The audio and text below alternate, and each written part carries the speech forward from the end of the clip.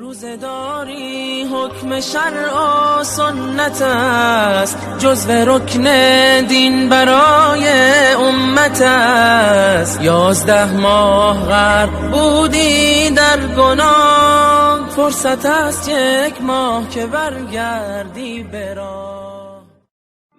شکر خداوند که اکثر برادران و خواهران ما در ماه رمضان توفیق روزه گرفتن برای آنها نصیب می شود و روزه می گیرند، ولی متاسفانه بجای آن که به ذکر و تلاوت قرآن و دعا و مناجات مشغول شوند، وقتهای خود را به تماشای سلسله فیلم‌های ترکی یا به بازی‌های کامپیوتری می‌گذرانند. بعضی‌ها روزی دراز یا شب تا سحر در اینترنت به تماشای هر گونه نوارهای مشغول هستند که خداوند از آن راضی نمی باشد.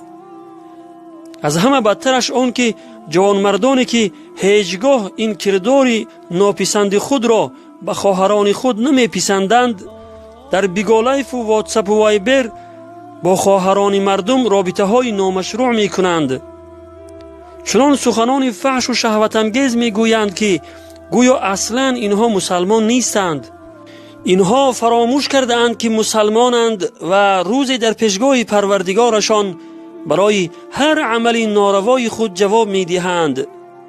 برادران و خواهران عزیز، ماه شریف رمضان را غنیمت بدانید و فراموش نکنید که با این کردارتان علاوه بر آن که گناه بزرگ را به دوش می گیرید، از اجر و ثواب روزه محروم می شوید و از روزه داشته اتان تنها گرسنه‌نشینی می کشید و خلاص.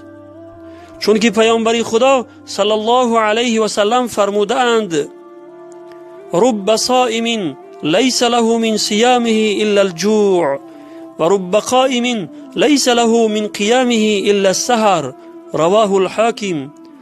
یعنی بسیاری از روزداران هستند که از روزه گرفته اشان غیر از گرسنگی چیزی نصیبشان نمی شود و بسیاری از شب زنده‌داران هستند که از عبادت شب غیر از شب بیداری و بیخوابی چیزی نصیبشان نمی شود.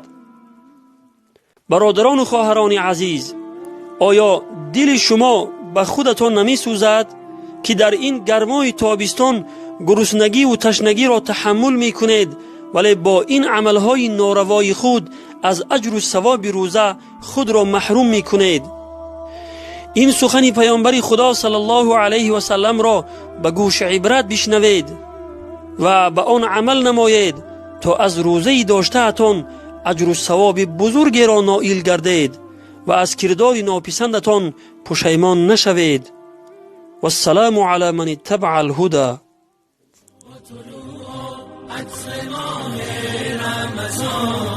شکر خدای مهربان، ماه تسکین دل است، ماه سیاه، گرز دل باشد تراویح و قیام. روز درمان است بر هر جسم و جان، می شود با روز جسمت پرتوان، هم شود با روز صبر تو زیاد، چون بیاری مستمندان را